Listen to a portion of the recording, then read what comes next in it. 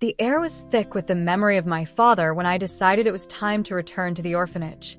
The news of his death still resonated in my mind, like a distant echo that refused to dissipate. With a heavy heart, I followed the path I had taken so many times in my childhood.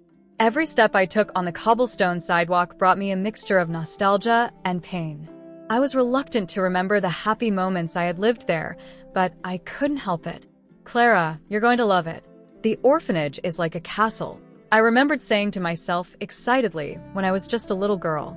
The place had been my home, a refuge, and at the same time a prison. As a teenager and full of dreams, I always hoped that one day someone would pick me up, but that hope faded over time. Now, after my father's death, I felt like I needed to go back, even though the idea of facing the past made me distressed. When I arrived, the orphanage looked different than I remembered. The once vibrant walls were worn down, peeling paint revealed the cold concrete behind, and the once flourishing garden was now a maze of weeds. The silence that enveloped the place was deafening, as if the building itself was mourning abandonment. "Is this how you welcome me, old friend?" I muttered to myself as I looked around. Every corner seemed to whisper memories, some happy, others sad. I could hear the laughter of children who were no longer there, and it made me feel a lump in my throat. The orphanage had been a place of love and pain, and now it seemed like a mausoleum of memories. I gathered my courage and started walking down the halls, each step taking me deeper into the memories. "Clara, look what I found." One of my childhood friends, Anna, showed me an old book, its pages yellowed. "Let's read together." I smiled, remembering the warmth of that sunny day and the promises of eternal friendship. The past was a place full of contradictory feelings. As I walked, I was overcome by a strange sensation. In the middle of my reflection, I heard a childish laugh echoing through the corridors. Curiosity quickly overcame fear. Who could it be? I thought, hesitating for a moment before following the sound. The laugh was light, full of innocence, and it pulled me in like a magnet. I followed the direction of the laughter until I found a door ajar. I took a deep breath and pushed her. What I saw made me stop dead in my tracks. A boy, no more than 10 years old, sat on the floor, surrounded by old toys. His brown hair was disheveled, and he seemed completely absorbed in his game. But what made me cold was his face. It was like looking at a younger version of my father, with the same bright eyes and a smile that seemed familiar. "Hi," he said, noticing my presence. "Do you want to play?" The simplicity of the question left me stunned.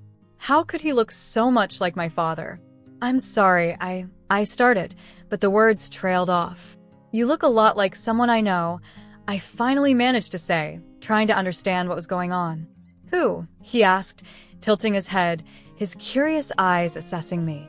I hesitated, feeling a mixture of excitement and confusion. À frente. Someone who is already gone. The truth was, I didn't know what to think. What was a boy like him doing here, in the dilapidated orphanage? "I'm Ethan," he introduced himself, as if it were the most natural thing in the world. "And you?"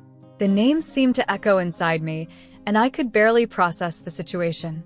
Life had brought me here, to this boy who seemed to carry a piece of my past. "I'm Clara," I replied, still trying to understand what that meeting meant. The connection between us was palpable, almost magical, but the reason for that meeting still remained a mystery. What I did know, however, was that my life was about to take an unexpected turn, and the search for answers had begun. Tension hung in the air as I tried to make a connection with Ethan. The boy, with his big, bright eyes, seemed to carry a world of secrets. "Hi, I'm Clara," I said, trying to sound friendly despite my racing heart. "Have you lived here long?" He hesitated, biting his bottom lip and looking at the floor. "A while," he replied, his voice low. "But I don't really like staying here." I felt a pang of empathy. I don't really like this place either. But sometimes going back can help you better understand what happened. He gave me a curious look, as if my presence and my words offered some comfort in his loneliness. "Do you know your family history?" I asked, trying to poke a hole in his reticence. He shook his head slowly. "No." It's just that I was left here. No one ever came to get me." The despondency in his voice made me feel a sharp pain. It was as if he was telling my own story, only with an ending that hadn't yet been written. I lost my father recently," I confessed, feeling tears threatening to escape my eyes. "And that's why I decided to come here, to try to understand what happened in my past." Ethan watched me closely, as if my words had lit a spark of hope in his eyes. "Sometimes I dream of a family," he said, his voice now a little firmer. "A mother and father who love me, but I don't know how to find them." The desire in his gaze cut me like a knife. At that moment, I realized that there was something deeper between us, something that united our stories in an inexplicable way. "I can help you look," I offered, determined. "Maybe we can find out who you really are. What do you think?" He hesitated, but the spark of hope in his eyes began to shine more brightly. "Would you do that for me?" Ethan asked, his voice cracking. It was a simple question, but it carried immense weight. "Yes, I would," I replied, feeling that somehow I needed that search too. After our conversation, the silence of the orphanage seemed less oppressive. A new mission had formed between us, an invisible thread that connected us. But at the same time, an uneasiness began to settle in the back of my mind. What did I really know about the past? And what could you find when trying to uncover Ethan's origins? When I returned home, the feeling of urgency accompanied me. My hands shook as I searched for information about the orphanage online. With each click, each page read, a new layer of mystery was revealed. However, information was scarce. Most of the historical documents had been lost in a fire years ago. A growing frustration took over me. What had happened there? What could I discover about Ethan and, more importantly, about myself? "Clara," my friend Anna exclaimed from the couch, interrupting my thoughts. "You're so absorbed. What's going on?" I hesitated, searching for words. "I met a boy at the orphanage. He looks a lot like my father, and he's lost, Anna. I feel like he needs help." Anna looked at me with concern. "Are you sure it's not just your pain speaking louder? Sometimes the mind can play tricks." "I know what I'm feeling," I replied firmly, "and I need to find out the truth. I can't let his story be lost like mine." Determination was growing inside me, and I knew I couldn't stop. Something bigger was at stake. That night, as I prepared for bed, I couldn't shake the feeling that there was a bond between Ethan and me that transcends any logical explanation. There was something in his gaze that reminded me of forgotten memories, of moments that I never experienced, but that, in some way, were deeply rooted in me. The search for answers wouldn't be easy, but now I had a purpose. And I was willing to find out the truth, not just for Ethan, but for myself. As soon as I left the orphanage, a wave of nostalgia hit me.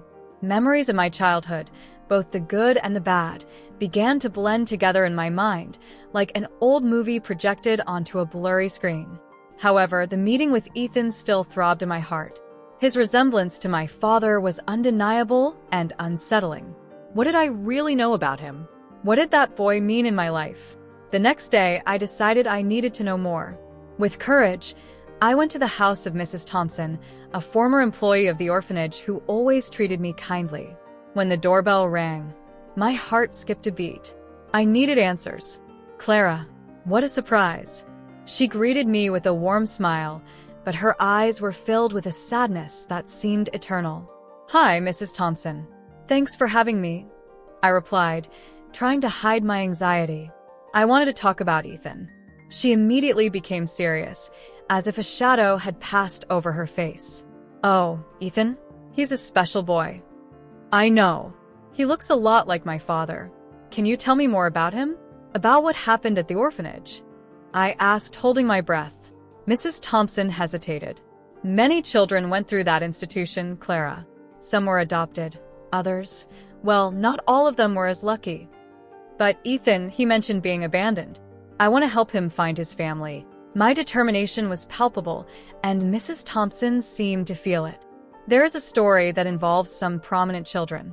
Some were adopted by influential families in the city," she began, her gaze distant.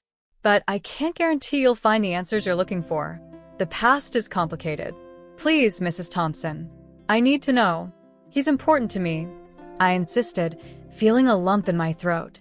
Clara, life isn't always fair. What I can say is that Ethan isn't the only one who might have a past that ties him to you. The orphanage kept a lot of secrets. Those words left her silent, and I knew there was so much more than she was willing to share. I left her house with a feeling of restlessness, but also with a new determination.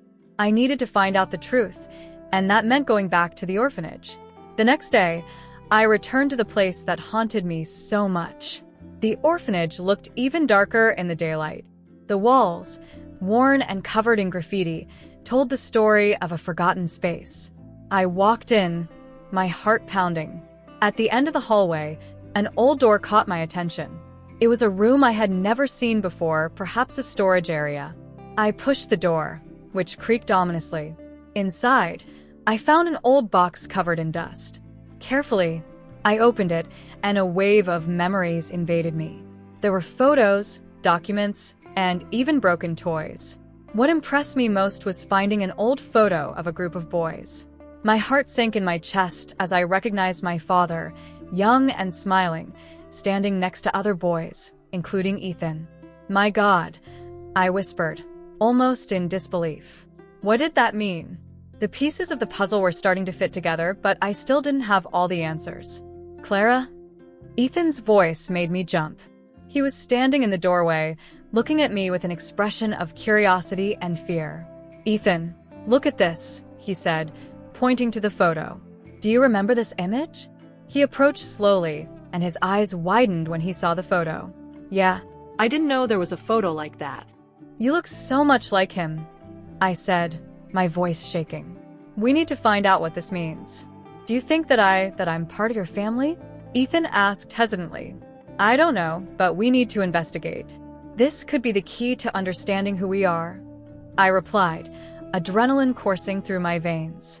What was beginning to unfold was much deeper than I could have imagined. From that moment on, the search for answers would become our mission. The past, which until then seemed distant and hazy, now became palpable. I not only wanted to help Ethan discover his roots, but also understand my own story. And more than that, maybe we'll find the connection we've always been looking for.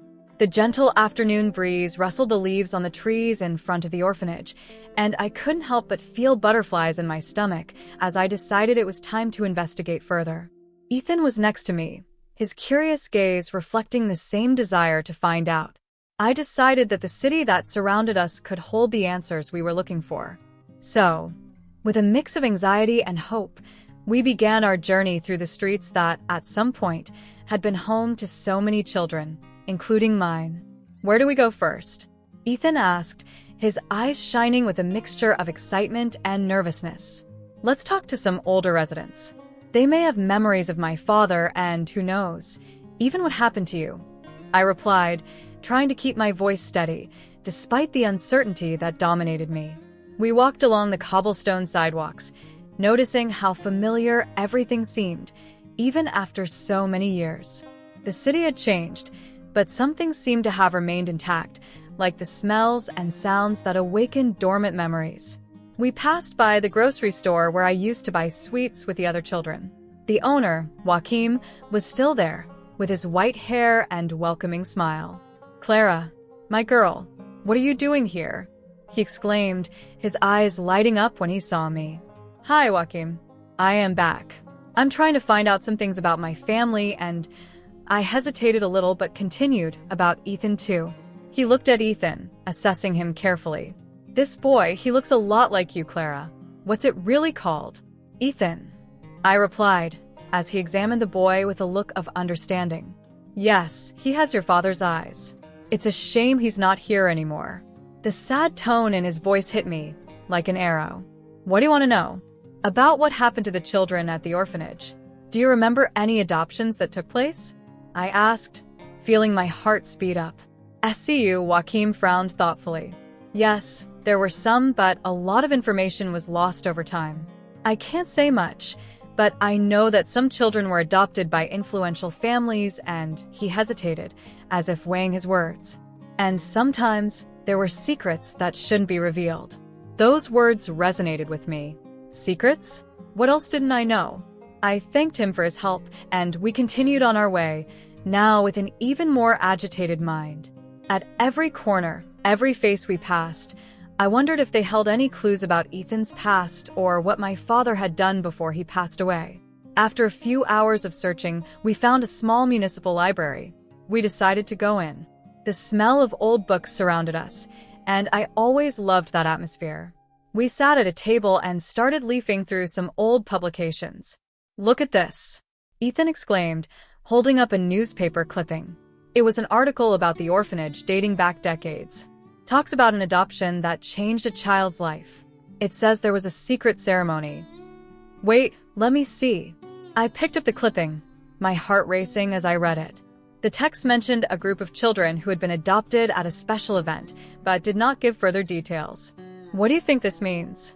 Ethan asked, his voice full of expectation. "I don't know. Maybe we have to find out more about this ceremony." I was intrigued and a little scared. What else was there in this mystery that surrounded me?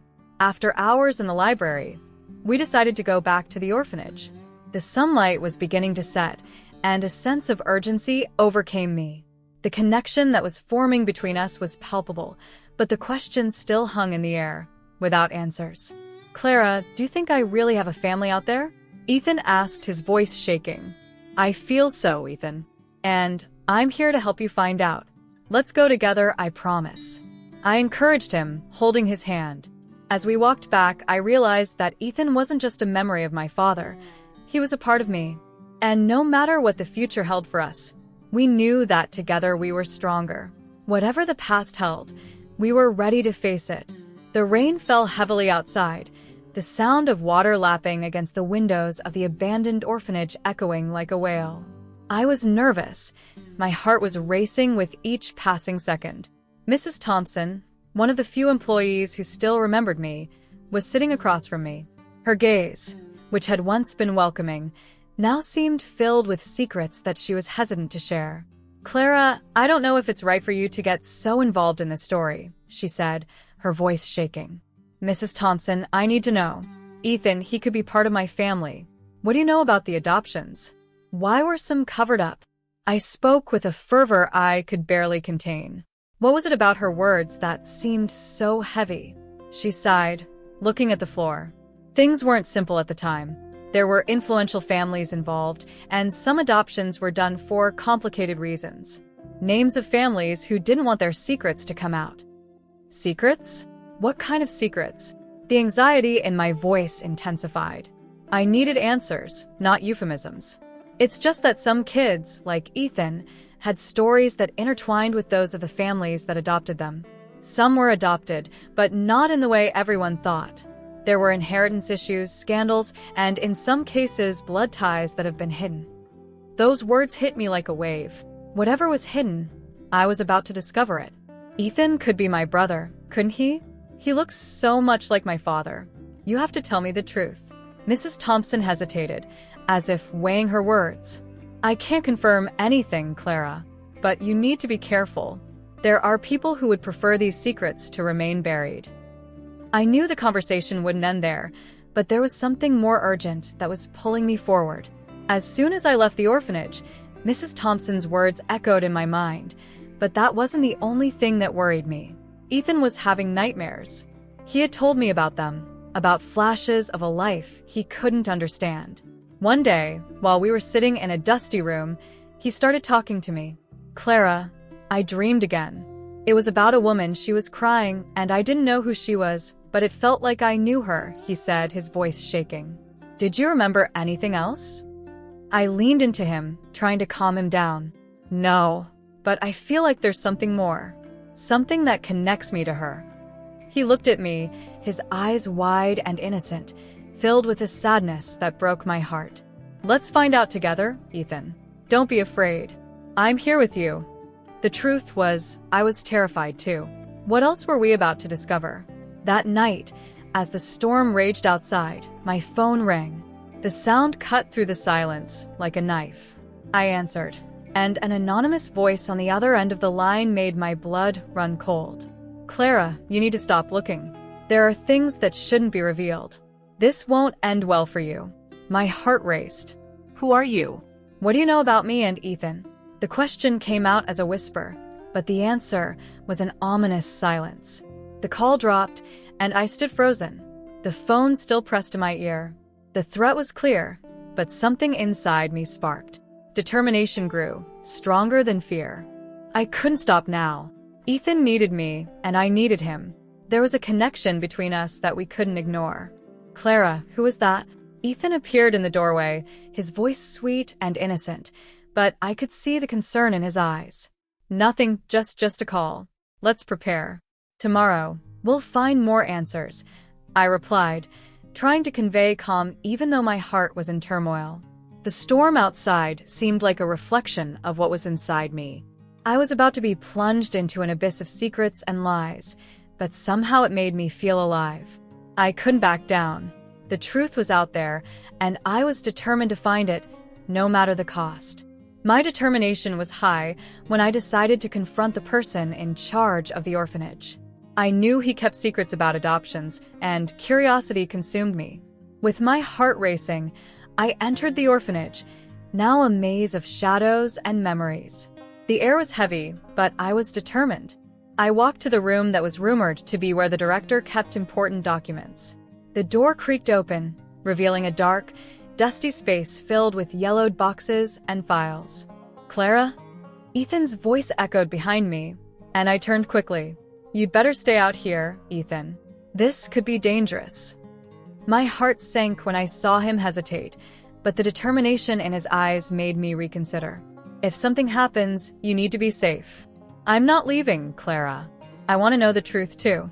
He positioned himself next to me, his eyes shining with a mixture of fear and courage. I sighed, realizing he was just as involved as I was. Okay, but stay close to me. We started looking through the boxes, looking for any clues. The dim light of a lamp flickered, creating dancing shadows on the walls. Among the papers and documents, I found a folder labeled Adoptions. My hands shook as I opened it, and butterflies in my stomach made me hesitate. Inside were old records, lists of children, and notes that seemed to tell stories of lives lost. Ethan, look at this, I called, pointing to a name that made my blood run cold. Look, here's my mother's name. He approached, his eyes wide and curious. And what else do you say? She was pregnant with you when she was placed here. Ethan, you are my brother. The revelation hit me like a shockwave, making my body shake. The pieces of the puzzle slowly fell into place, and I couldn't believe the depth of the connection we shared. My brother? Ethan repeats, disbelief written all over his face. So, you're my family? Yes. And my mother, she must have done it to protect us. The emotion was overwhelming. Tears streamed down my face as I hugged Ethan, who let himself be embraced, confused but relieved. We'll find more answers, I promise. I think we should confront that man who runs the orphanage. He knows all this. Ethan's determination gave me strength. We knew we had to expose the truth, not just to ourselves, but to all the children who have been forgotten. With our hearts in our mouths, we left the secret room and found the director in his office.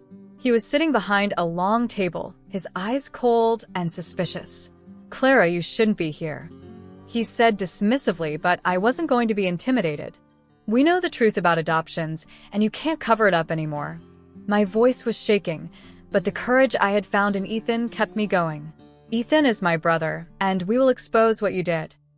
The man stood up, his expression changing from contempt to controlled anger. You don't know who you're dealing with, Clara. Many lives are at stake here. We're not scared of you. Ethan stepped forward, showing a bravery I didn't even know he possessed. We are family, and we will fight for all the children who have been treated like merchandise. The tension in the room was palpable, but a new strength united us both. The man hesitated, and at that moment, we took the opportunity to gather documents and record a statement of everything we had discovered. When we left the orphanage, A new sense of freedom enveloped us. The weight of the past began to lift, and as I looked at Ethan, I saw not just a brother, but a new hope. We're in this together, Ethan. Let's build a better future. Yes, Clara.